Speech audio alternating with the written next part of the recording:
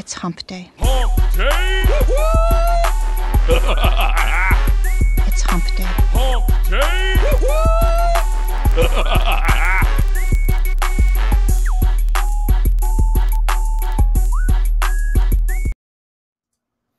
I'm sure we're live already. Well, we are now. Hey, everybody. Welcome to Hump Day Hangouts. This is episode 124 on the 22nd of March, 2017. We got almost everybody here. I think Kernan is out doing something amazing, or I don't know. Actually, he's just not here. So anyways, let's go around and see what's up with everybody.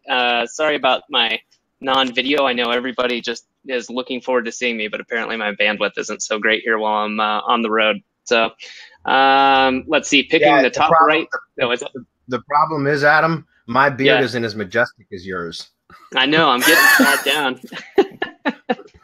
Now that I'm getting it trimmed regularly and I don't look like a hobo, I'm being cut off on the camera. So we'll start in the top right. Marco, how's it going, man? Hey, what's up, man? Doing good. Just lots and lots of spam. I mean, testing. Good recovery. Chris, what's up, man? Doing good. Great to be here on another Hump Day. Second that. Bradley, how you doing today? Happy to be here. Got lots of questions already, so I'm ready to go. All right. Well, I think this morning everyone probably heard. I'm going to let Bradley talk about this a little bit because Bradley's going to be working or sharing some information about the case study. Actually, I'll just kind of hand it over to you, Bradley, if you want to tell people about the LRS case study stuff, and you can tell them about that, and then we can pop some links in there for people if they're interested. All right. Yeah, sorry, guys. I'm looking at a text file to grab some links that I can drop on the page. All right, so Peter Drew, great developer, a friend of Semantic Mastery. Some links on the page now, guys. He launched LiveRank Sniper. It's been in beta for like a year, no shit. And I've been part of the beta testing group. I like to jump in on every one of Peter Drew's products because they're always really good. And so, anyways, I've been using it on and off again for like about a year, but I haven't used it much. But the launch is obviously happening today. I'm sure you guys have gotten a million emails about it from us as well as many others. But it's a great product. And in fact, we're having a webinar. So I dropped the links on the page, guys. By the way, did we check to make sure the page has got the video right? Let me just double check. Sorry, guys. Yeah, okay, it's good. Oh, we're good. So anyways, I dropped the links on the page. But we're having a webinar with him tomorrow night at 7 p.m. Eastern, I believe. Is that correct? I'm looking at, 7 p.m. 7 p.m. Eastern. And it's a great product. And I was originally going to just do 2 projects as a case study as a bonus for anybody that purchases through our link, but knowing 2 wasn't enough apparently.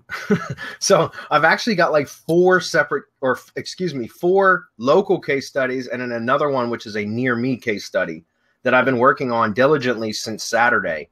Literally, I've spent the last 4 days working on these case studies, and I hope to have them 90% complete by the webinar tomorrow. And if not, then we'll just set up a membership site or something or whatever that we can add the additional like remaining content into.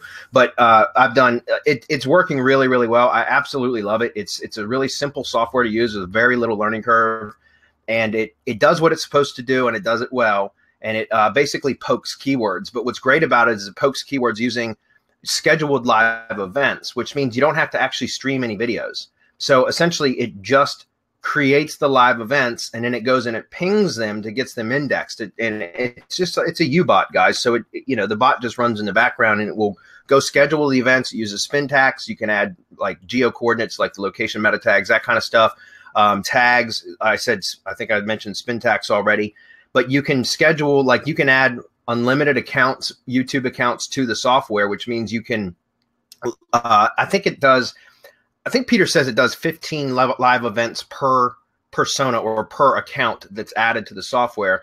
But I've been testing it heavily over the last few days, and I've seen it go up to as much as 25. So I'm not sure what that, I'm not sure exactly what the number is. But the point is that it goes out and schedules all these events, and then it pings them, and then it'll go and then anyone that lands on page 1 or 2 of the indexed scheduled events, then it will put them into a text file. And then you can actually use the software to stream a pre-recorded video directly to that live event if you'd like. Or you can just delete everything and you know which keywords are going to rank, because it's just like any other poking software in that respect. But I like it because it doesn't require any video uploads at all, but you can use it for money channels, which is what one of the sites in the case studies that I'm working on, or one of the YouTube channels, is an actual money channel. And I didn't see any reason, like, I mean, I've used about 25 different YouTube channels in the last 4 days, like, because I've got like batches of 5. I've got one group of 7 channels, and then all the other groups are 5 channels per campaign, essentially. And that allows me to do up to 75 videos in one round. And so it's really amazing. I really like the software a lot. I've been using it real heavy the last few days, and I can see that becoming more and more of a part of my normal strategy. Once poking has been done and I've identified keywords, depending on how I set the campaign up originally, I may do that through the money channel so that I can just stream pre-recorded videos. That works great for client channels, guys, because if you've got good videos from clients that can be ranked using live streams, then that's a great way to do it. Because remember, you can take the same video and live stream it over and over again, and it's going to be unique file every time. I don't recommend it that way, but it's you know, if you've got decent quality videos anyways, then it wouldn't really be considered spam in my opinion, unless your competitors complain about it. But other than that, you know, if you want to test keywords, it does it very quickly. You don't have to worry about any videos, and then you can go back through. If you're using like persona channels, for example, you can go back through, delete everything, but you'll have a record of what ranked, and then you can use other software or other programs or whatever you want to actually upload or publish the videos for those keywords. So it's entirely up to you, but I've been working on it heavily for the last few days, and it's called Live Rank Sniper, Scott. I just saw your question come in, or your comment. But yeah, it's really, really cool. And again, we're going to be on a webinar with Peter tomorrow night, and anybody that purchases through our link is going to get access to the case study details that I'm going to be sharing. So check it out. Okay. Yeah, awesome. By all means, go sign up for the webinar. Check it out. It's one of those, you know, obviously we don't tell people to buy stuff that they're not going to use, but come check out the webinar. See if it's something you can put in your toolbox. Yeah. I have an announcement, if I may. Mm-hmm. I'm going to be doing another webinar. Another one of those just super secret, spicy hot sauce type shit webinars where I tend to give the farm away. So if people want to learn more about the knowledge graph, the knowledge panel, rank brain, how you can even train the bot to see whatever you want it to see, talk about ambiguity and complexity, and get some more of my secrets. I mean, it's being set up. We don't have the webinar page ready yet. As soon as we have it ready, we'll mail it out. I'll also post it in our group so that it's available to everyone. Now, here's the caveat, right? This one is going to be offered live only, well, barring technical difficulties. Once it's done, and I'm sorry for those who can't attend live, but if you do not attend live, it goes on pay-per-view. No, I mean, no, we're not going to make any exceptions. There won't be any reason, nothing. It's going into the Marco retirement fund, the pay-per-view, and that's it. So I suggest try to get it live, try to be there.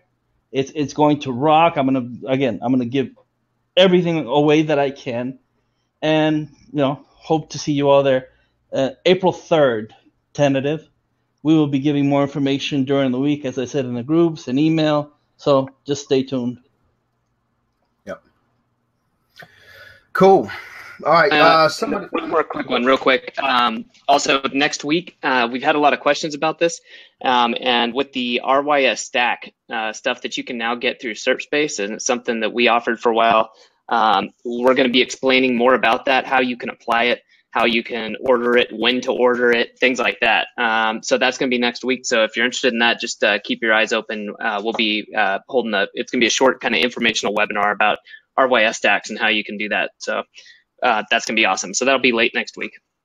Yeah, that's next Thursday, correct? Mm-hmm. Yeah, and we'll be sending out some more info so you can decide if that's something, if you're doing client work or your own stuff, why you would want to do it and what the stuff is we're going to cover in the webinar.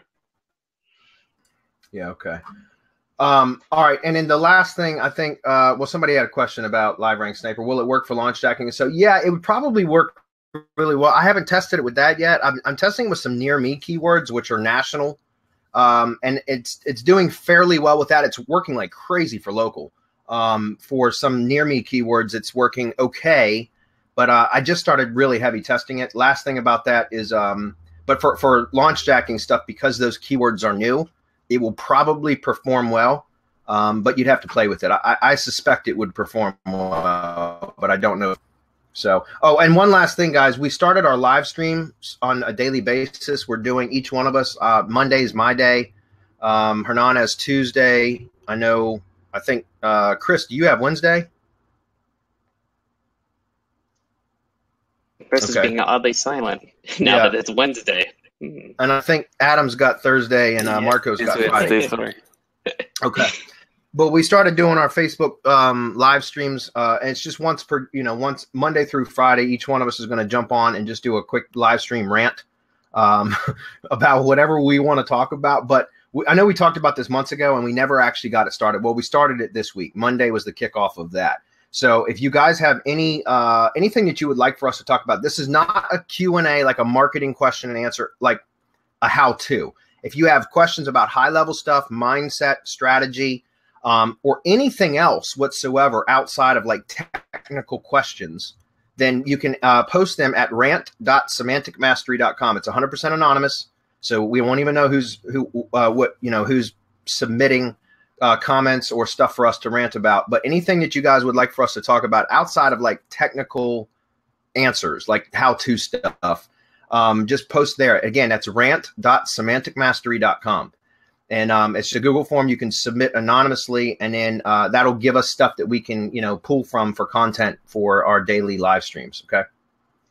Okay. Then I just want to add that if you're sensitive and you're offended easily and you don't want to cry, then don't be there on Friday when I'm on. Yeah. Yeah, they're raw, guys. These aren't going to be polished at all. So, like, the occasional cuss word's going to not. In some cases, the frequent cuss word is going to slip, and it's rant mastery. You know what I mean? So if we want to rant about something, we're going to rant, and just know that it's going to be unfiltered. So if you're sensitive to that kind of stuff, just don't watch. That's all. All right.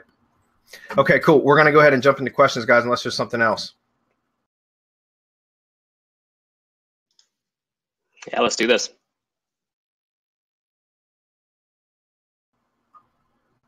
Hello? Yep, you're good. Okay, finally. It's slow. All right, this is the Rant Mastery page that you'll be taken to, guys. If you go to rant.semanticmastery.com, all you got to do is put in your comment right there and watch this lovely video that has become the motto of Semantic Mastery. All right. That said, let's get into questions. You guys see my screen okay? Hello? Yeah, good to go. Got your whole screen. Okay. All right. By the way, Wayne, thanks for that. Frick. All right. I'm not going to say his name because I'm going to screw it up if I do. So first question up is, I have a WooCommerce affiliate site. Is it okay to copy the product description and add a canonical URL tag of the original product page? Does it create any bad impact or issues? Is it okay to copy the product description and add a canonical URL tag of the original product page? Okay, I wouldn't do that. And the reason I say that is because if you add a canonical to the original product page, then Google is basically going to disregard your page, like as far as for ranking purposes, right? Google's going to look at your page and it's going to recognize the canonical is pointed to the original product page, and it's going to pass the credit to there, if that makes sense. So you don't want to canonicalize something to another domain unless you're intentionally trying to push the relevancy to that page, right? Because like canonicals are typically used in within the same domain. You can do cross-domain canonicals, there's no doubt, but there's really no reason to do that unless they're both your domains and you're trying to push credit from one domain to another. But in this case, as an affiliate, you don't want to push the credit to the original product page, Because if so, then you're basically passing any authority that you had over to there. Does that make sense? So yeah, again, I wouldn't do that. I would not canonicalize it. You can take the product description. I mean, I don't know what the legalities of that are. I'm not an attorney, but I personally just copy the damn product description. I might add a couple lines of text above it or below it to make it somewhat unique. But other than that, I would definitely not canonicalize it. Okay. All right. Dean's up. He says, I'm considering the SEO switchbox strategy. Not sure how to word this, but the question is, with the RSS syndication strategy, how can posts be made on the clone site if the site redirects to the client site when visited? Also, if a post is made, the same post won't be on the client site. It'll be on the clone site. So is that just left normal part of the clone site? All right. I'm not going to even finish reading this question, Dean, just because you're a little bit confused about the process. This has been covered multiple times, and this is something that it would probably be difficult to find on our YouTube channel. But there is something that I did want to point this out for people that are new. If you go to our YouTube channel, guys, so for example, if you just go to YouTube and you search, I'm going to just walk you guys through this. And then, Dean, I'll finish answering your question. Excuse me. Why did I just type that into there? If you just go to Semantic Mastery, right, search it. And then just go to the channel. So click on the channel button. And Dean, I know you probably know this, but this is more for the benefit of new people. If you click this little search icon here, guys, and search, because of all the Hump Day Hangouts, and because we actually have a team that splits up our Hump Day Hangouts into individual questions and answers, a lot of the times some of these questions can be answered just by going to search channel. And so you just type in your query here and hit enter, and then you can kind of look through there. And again, Dean, I'm going to answer your question in just a minute. But the other thing is, guys, remember at the support.semanticmastery site, so support.semanticmastery.com, we have a knowledge base. If you click on that, you'll see that we have oh, by the way, Adam, we need to change that, just as a side note. But yeah, our knowledge base, we have categories here that you can go into and look for frequently asked questions, okay? Because that kind of stuff comes up often. Now, Dean's question isn't really a frequently asked question, so I just wanted to point that stuff out, guys, because as people that are new to us might not know this, and this give you a way to find answers to a lot of common questions, all right? All right, so back to Dean. Dean, when you do if I may, before you get into answering his question, I think Dean just joined our mastermind. And if he did, then he's more than welcome to post questions, more advanced questions in the Semantic Mastery Mastermind for webinars, or for us to answer them there. He has more availability to I know he joined RYS. I didn't know that he joined Mastermind, but that's awesome if he did. Okay. All right. So, Dean, to get back to your question, and I apologize for that. All right. So with the switchbox SEO strategy, or when you're cloning like a client site, I've mentioned this before, but you don't, there's certain things that you're not going to do through your domain.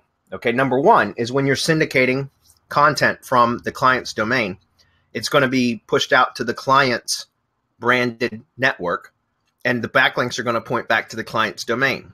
There's really no other way around that. Well, there is one other way around it, which would be to publish the posts on your cloned domain that would go out to their network, and then you'd have to 301 the post URL to the client's post URL, but you'd have to duplicate the post on the client site. So you can see how quickly this gets out of hand. So that's why we don't bother with that. My point is, you can't do the content marketing from your domain, because there's no way, without having to publish the post twice, once on your domain and then once on the client's domain, and then redirect from your domain to the client's your post URL to the client's post URL. And then if the client ever looks at their branded syndication network and they see your domain, that's going to bring up a question, right? And so you can't do that.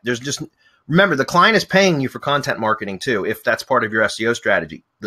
That is absolutely part of my SEO strategy, right? Content marketing and SEO are one and the same, in my opinion. They go hand in hand.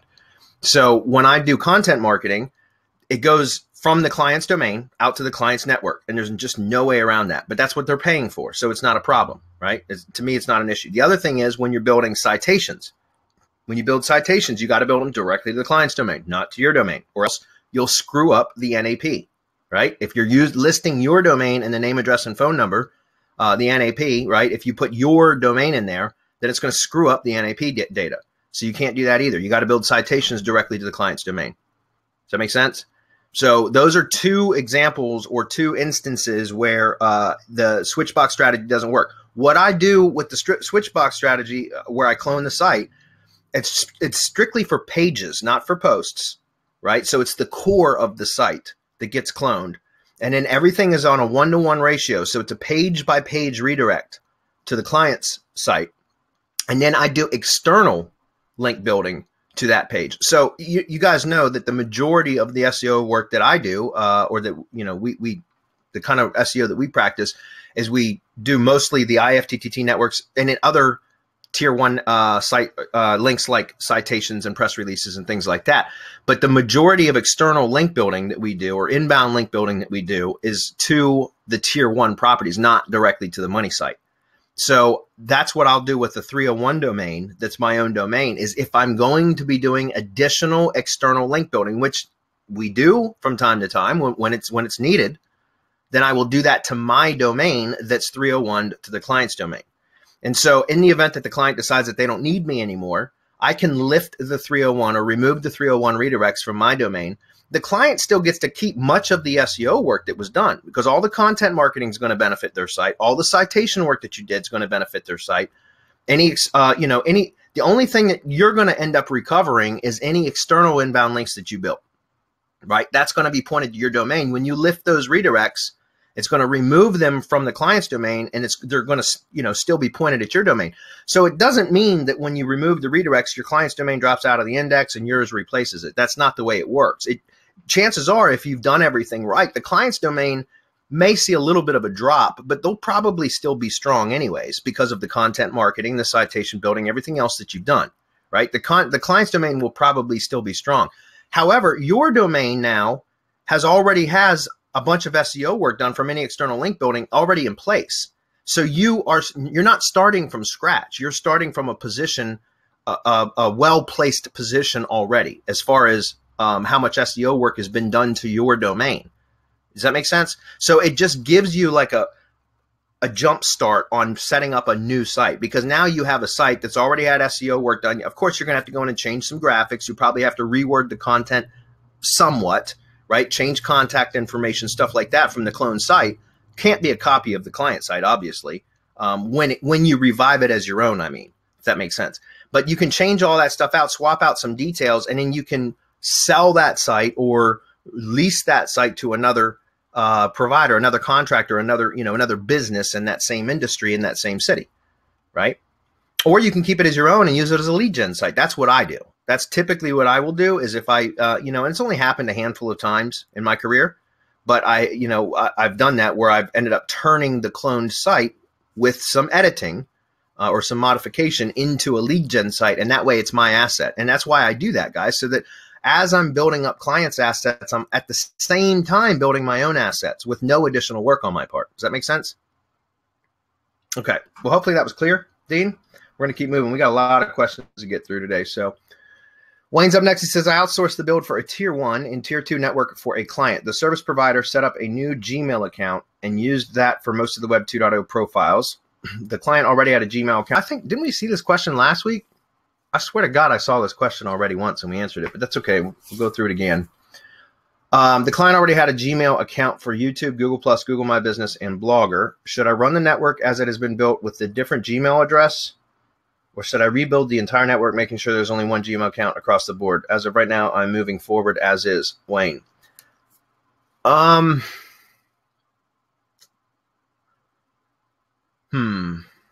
The service provider, I'm assuming this wasn't SERP but anyways, that said, let's see.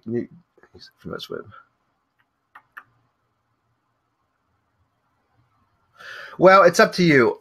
You're going to get more authority out of it, Wayne. I just had to read the question a couple times and process it. So you're going to get more authority out of it. It will be better if you swap out the Google accounts with the ones that you already had. It's a little bit of manual work on your part. I know that. Depending on the service provider. I know at SERPspace, we will go in and make changes. We charge a service fee for it, but we'll have our builders. If we built the network for you, you can submit a support request and ask for it to be the network to be reworked a bit. If you explain that kind of stuff and provide the details, and we will do it. Now, if we didn't produce the network for you, if you bought it from another provider, don't send it to us and ask us to fix it, because we're not going to. But if you bought it from us, then I know that you can submit a support ticket and just pay a service fee. I don't know what that is off the top of my head. I think it's $20, but I could be wrong. To go back in and edit it and swap those profiles out, or those. So what I mean by that is YouTube, Google Plus, the GMB, and the Blogger. You can swap those out if the details are provided. All right. Again, we charge a service fee for that, unless that was made up front when you ordered the network. And even then, I think we still charge a service fee for custom stuff like that. Okay. Yeah, and but also real quick, just something to say, because I saw a couple of support tickets about this, and people were like, hey, why should we buy networks via server space? And I'm not going to say that we never make mistakes. Obviously, it's a human process, but our quality is very high, and if there are mistakes, like, they get fixed. And that's just one of the reasons why buying through server space makes sense. I mean, it's the process that Bradley developed, and we ported that over so that other people could take advantage of that. So I just want to put that out there too, since there are questions people just ask, like, and fairly so, like, why should we buy, through server space? Yeah, that's exactly what I was going to say. Oh, one of the things that I was going to say is that we have the experience. We've been doing this for years and years and years. We have it down to a process. And if we get it wrong, we do what we have to fix it. Now, if it's something like this, where I don't see any wrong in this, it's just that he wants the client's Gmail account to be the one that's triggering everything and in charge of everything, we do go in and fix it. And we charge a minimal fee of $20. I mean, come on. It's like, yeah, sure, go get it fixed. But I mean, that's what sets us apart. Why should you buy from us? We're the originators, guys. We do it right.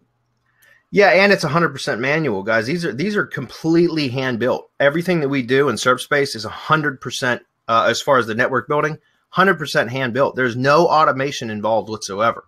And so because of that, they're stronger. They stick longer for the most part, unless you're doing some really nasty spammy stuff.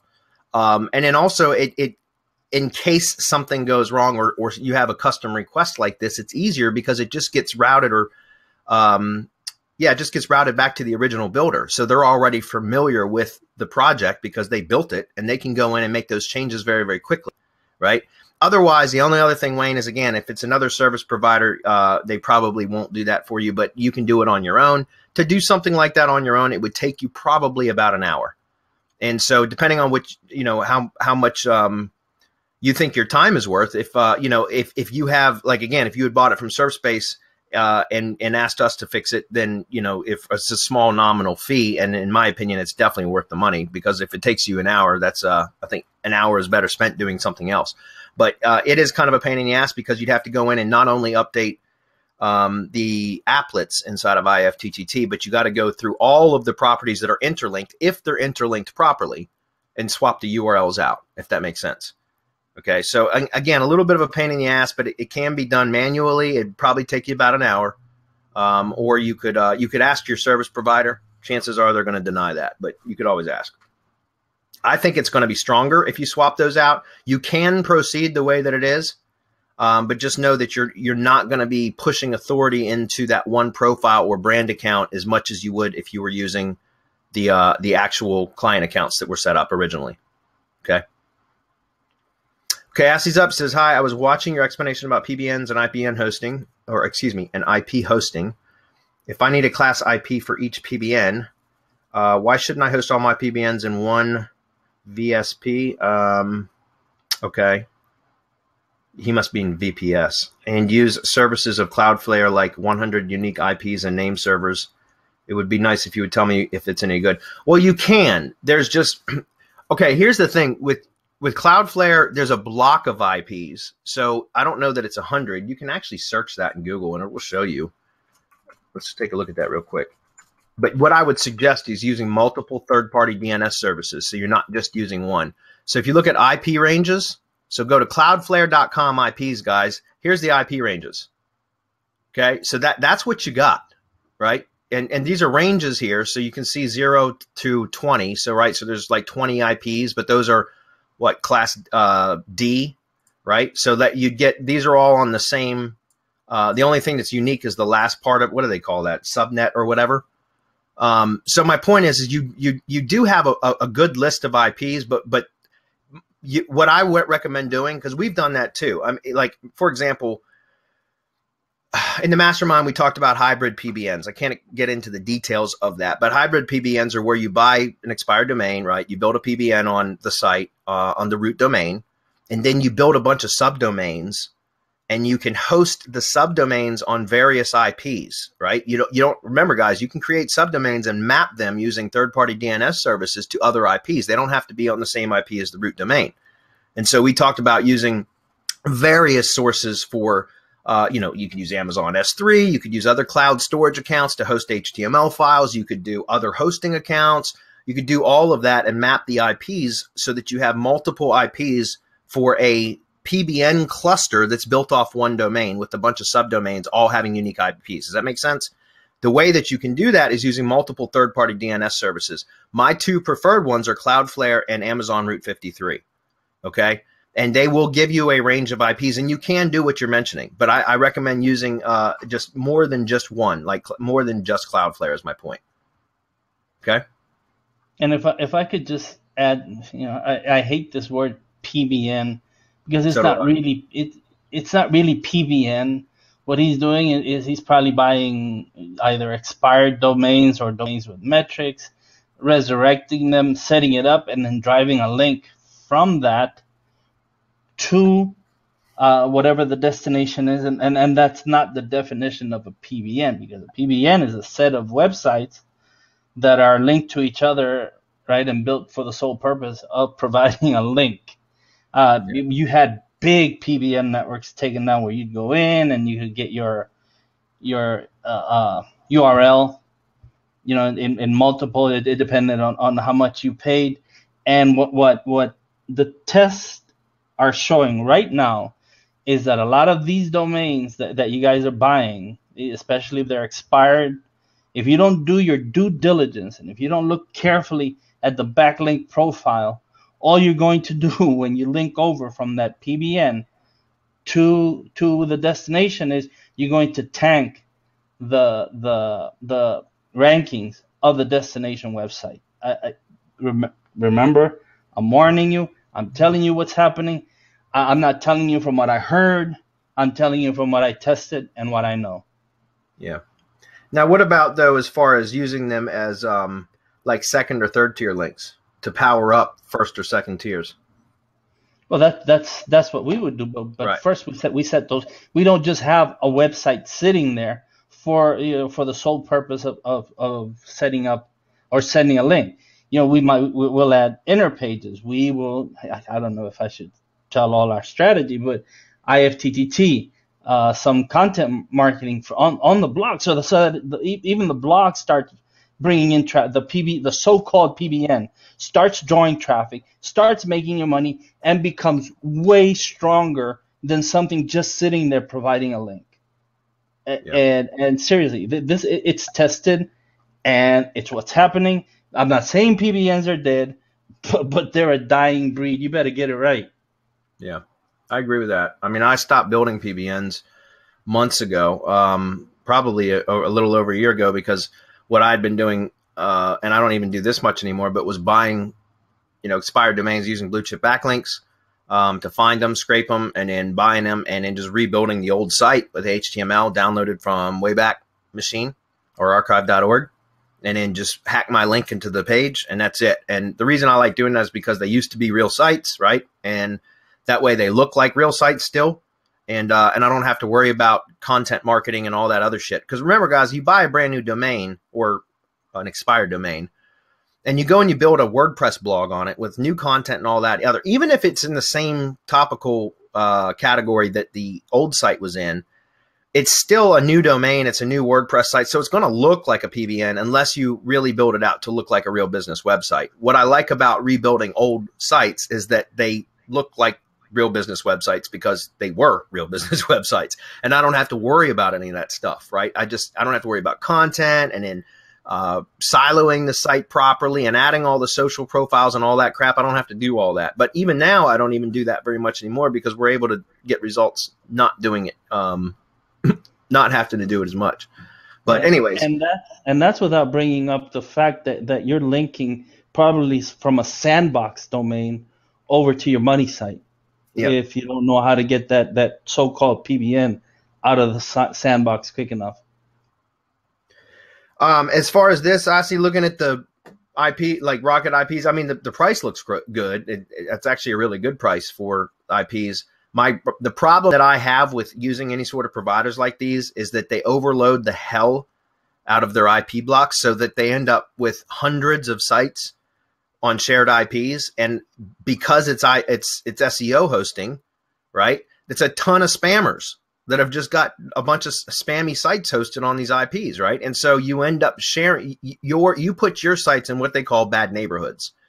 And all that's going to do is basically cause bad footprint issues, because links coming and that's pretty common, guys. And that's over the last couple of years, that's become more and more of a negative factor, right? If you've got, that's why we always recommend, guys, for your money sites especially, that you go out with you go pay for good hosting. And we've been saying that for years, because you don't want money sites being hosted in bad neighborhoods.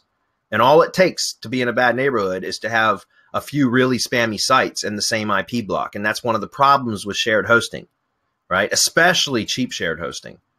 And so these type of SEO hosts here, they literally way overstuff the IPs, way past capacity. And the reason they do it is because they realize that the majority of those sites are used specifically for SEO purposes and don't generate any traffic.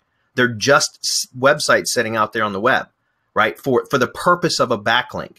And because of that, for the most part, most of the vast majority of sites on the shared IPs don't receive any traffic, which means there's very little bandwidth usage. So they can overload the hell out of these IPs, right? But then what happens is if any one of those sites or a number of those sites in that IP block end up receiving traffic for whatever reason, maybe the bots come crawling like crazy on a handful of sites, or maybe somebody actually strikes it lucky with a promotional campaign or something, who knows? If any amount of bandwidth, like if a number of those sites start to receive traffic, it can end up tanking the whole entire block, right? So all of the sites go down. And that's another common thing you'll see with IP or SEO hosting, is that your sites, especially if you put an uptime monitor on them, like UpRobot or something like that, that will notify you of when the sites go down, you'll get hammered with notifications about how often your sites go down. And it's because, again, the IP blocks are way overloaded. So I don't recommend it. What your actual question about using a VPS and using Cloudflare and various DNS services is a better way to go, in my opinion, than IP hosting or SEO hosting. And the reason why is because if it's a VPS, you're going to have essentially dedicated bandwidth for that, right? That's for your particular VPS. And so you'll have a lot more control over that and a lot less chance of your sites going down. Okay. But make sure that if you're going to do that, you got to get your SOA records, like you got to, your name servers, your SOA records, all that kind of stuff. You have to be real careful about setting all that up, Assy. Okay. Tim's up next. He says, and yes, I'm the real Vasquez. So Hernan, he's saying that he's the real Vasquez. Oh man, good day too. Hernan's not here to refute defend himself. Yeah. Is it okay to have 2 or more IFTTT accounts directing traffic to a website? Thanks as always. Yeah, Tim, absolutely. You can have as many as you want. You just got to consider the consequences of what you're doing. You know what I mean? Like, it's absolutely fine to do that. It just depends on what you're trying to do. Like for a money site, I recommend always to just stick with, for a tier 1 network, a branded tier 1 network only. If you're doing blog syndication, if you're doing YouTube syndication, you can stack as many networks as you want. It makes no difference. With YouTube as the trigger, it makes no difference. But with money sites, I recommend only doing a tier 1 branded network, only because that makes sense. That's normal for people to share, for a business to share its content to its own network of Web 2.0 and social media accounts, right? That's normal. That's logical. It's expected. But when you start sharing the same content to like persona accounts, for example, and the persona accounts, the only thing that they have on them is content coming from one source, then that is clearly used for SEO manipulation. And there's no way. I mean, it's like you can smell that from a mile away. You know what I mean? And so my point is you don't want to do that because that's a footprint issue.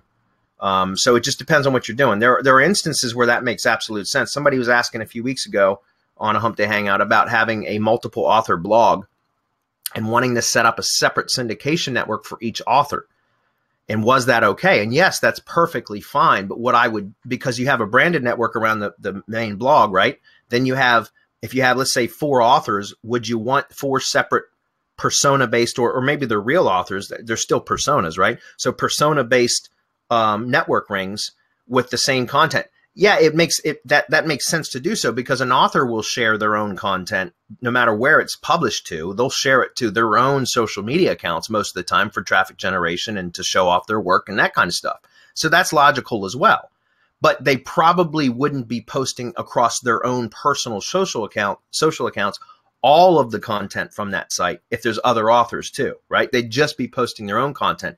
So in that particular case, using the author feed, which you can get from WordPress, using the author feed to trigger those persona-based networks is the way to go. That way, the persona-based networks are being triggered by the author's content only.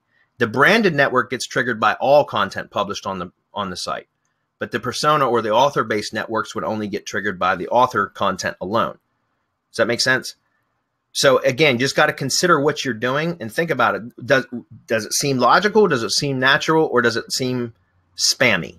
If it seems spammy, don't do it. If it seems logical, or you can make it to where it's logical and don't justify it, make it, it's got to be like, in my opinion, it would be like if somebody were to review this, would they come to the conclusion immediately that you're spamming, or would they have to do some more investigation to determine that, right?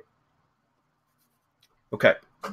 Next, Earl says, basic one-on-one question. How many links is too many links in a blog post? Client with multiple networks he wants to rank for. Client with multiple, keywords that he wants to rank for. 40 to 50 or more. A good brezzy blog post can easily include 5 or 6 more keywords that matter to him without being stuffed or forced. Can we link each keyword phrase, just one plus a domain URL, or go overboard and link more, averaging just 1 post a week or less? I do not want to increase that velocity. And since we have so many keywords, should we also make them tags, whether or not we link them? All right, Earl, that the main thing that I would see here with this is how are this 40 or 50 more keywords, you want to silo that site, right? You're talking about a lot of different keywords that this site wants to rank for. So because of that, you're going to want to add silo structure or build silo structure into the site. And so that's going to determine how you have your site siloed, compartmentalized, right? How you have it siloed is going to determine your internal linking structure from within the post. So in other words, you got to place the post within the proper categories or proper silos within the site. And you don't want to cross-link from one silo to another. For navigational purposes, it makes sense to do so, guys. Like if you're optimizing for the visitor, for the user, human optimization, right? Then it makes sense to link cross-silo links, right? It makes sense to do that, but I always recommend that you do that with a no-follow link so that you're not bleeding the theme of the silo. But as far as pushing internal juice, right? So what they call page rank sculpting, or I guess we call it equity sculpting or juice sculpting now, right? You would want to use your do follow internal linking structure, internal links to only link within the same silo. So again, when you're trying to rank, if you're trying to rank a site for 40 or 50 more keywords as a flat site, which means no silo structure whatsoever, that's going to be messy anyways, right? So I recommend that you would silo this site out, and then depending on how you have your supporting articles stacked within the silos is going to determine how you're going to do your internal links. And that's going to cut way, way down on it, because you're not going to link from one silo to another unless you're doing it for navigational purposes, in which case you use a no-follow link, and that doesn't really affect SEO anyways. Does that make sense? So as far as if there is a number of how many, I don't know what that number is. I know that there is a law of diminishing returns that applies to internal links within a page or a post, but I don't know what the threshold is where it really starts to have a negative effect, or at least not have a positive effect, or like a neutral effect. I'm not sure what that threshold is. Marco, do you have any insight on that? No, I don't. Yeah, and the only reason why I don't know what that threshold is I've never tested it, because typically the posts, pages and posts on a site that I'm working on don't have any more than 2 or 3 internal links anyways. It's very rare that there's more than that. And that's just because that's just the way that the sites are siloed out. Okay. But you could play with it, Earl. I recommend that you build silo structure into that site, and then you can start playing with, once you have structure in place, you can start playing with posts and link number of links within the post, and then you'll be able to determine if you're tracking your keywords and you have your site siloed properly. Then let's say in silo 1, you do 3 internal links from a post within the same silo, and then over at silo 2 in another post you do like 12 internal links, and measure the kind of results that you see with your rank positioning. Because if you see that one has a significant improvement over another, then you know that like you can start to through a process of elimination determine what's working and what doesn't. I mean, that's all we do, guys, is we just set up tests all the damn time, right? All right, cool. That's an awful picture, Wayne. Thanks. That is really disturbing. All right, Adam says we got about 5 minutes. We got masterclass webinar after this, guys, by the way. So anybody in the masterclass, be ready for that. Okay, hi, guys. I'm curious if you have noticed changes on YouTube. I've been experiencing a lot of weird stuff, from having to unlock the account for suspicious activity, and all I did was upload a video, to a bunch of my channels being disconnected from IFTTT and have to go in and reconnect them. One last thing is I noticed from YouTube, is there no more annotations after May 2? Yes, Paul. Now, first of all, I have seen some, it's kind of odd. I've been spending like 10 and 12 hours a day on YouTube for the last 4 or 5 days for real. I'm doing a lot of YouTube SEO work right now. And I've noticed it's interesting, but like if you log in to a brand new account, the interface is completely different than what we're used to seeing, like even from this. It's different. It's way different. And it's weird because I only get that on like new accounts, existing accounts. I'm not seeing that yet. So it could have something to do with that. It's just the changes going on in the background. I suspect that's probably the problems that you're having, Paul. So if Paul is experiencing these problems now, guys, just be aware that it's probably coming down the pike. We're probably all going to start experiencing them as well. And all we can do is just roll with the punches, right? That's all we can do. Yes, annotations are going to be deprecated, guys. They're discontinuing annotations after May 2. It's going to be end screens and cards only. Okay. So, all right, we got enough time for a couple more. Tim says, my dumb earlier question, let me clarify. How can I have 2 or more IFTTT wheels? I guess I should have said, and this may be just as dumb, 2 or more wheels on different accounts, all pushing the same money site homepage, or break it up to other pages on the site. Yeah, okay, well, I just explained that, Tim, so hopefully that makes some sense. You know, like I said, what I would recommend that you do is if you're going to build another tier 1 network, it's not branded. Obviously it wouldn't be branded. You don't want 2 branded networks for the same site. That wouldn't make sense. But if you had a second, like a persona based network that you want to use as a tier 1 network, you can get away with it, but you better be posting other content to that besides the main site. You better be posting content from related content sources to that network, so that you're burying the content from your money site among a bunch of other content that's related and relevant, right? So set it up as if it were a second tier blog syndication network. You can do that. I don't recommend it, but you can do it. All right, Ken's up next. He says, I have a question about using anchor text when it comes to my citation sites. So if I'm sending links to my Yelp page, do I still need to follow the rule of using a majority of generic keywords as anchor text? Well, here's the thing, Ken. It's a Yelp page, so it can withstand a hell of a lot more spam because of the just the authority of the site. But yeah, I recommend that you still keep your anchor text ratio like you would as if you were building links direct to your money site, because you don't want to spam it to death. You can go a little bit heavier on it because it can withstand it. There's no doubt. But I would still try to keep the ratio relatively close to what you would be doing if you were building links directly to your money site. Okay. And then also, guys, remember your Yelp page, depending on, at least there used to be, I don't know now, it's been a while since I've checked, but it used to be once you verified the Yelp page, the link like became a verified Yelp business, then the link would become a do follow link from Yelp. I don't know if they stopped that. It's been a while since I've set up a new Yelp listing because now I outsource all that. But it used to be when you would, so if it was a verified business listing, it would turn to a do follow link from Yelp. But if it was unverified, it would be no follow. They might all be no follow now. I would suspect they most likely are. But keep that in mind, because remember, no follow links don't pass anchor ratios.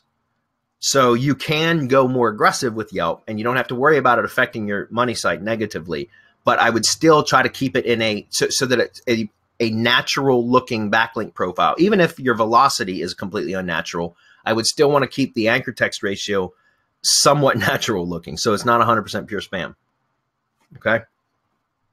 All right, Adam's yelling at me, so I got to get off, guys. What kinds of links are you sending to citation sites, since they would be considered tier 1 sites?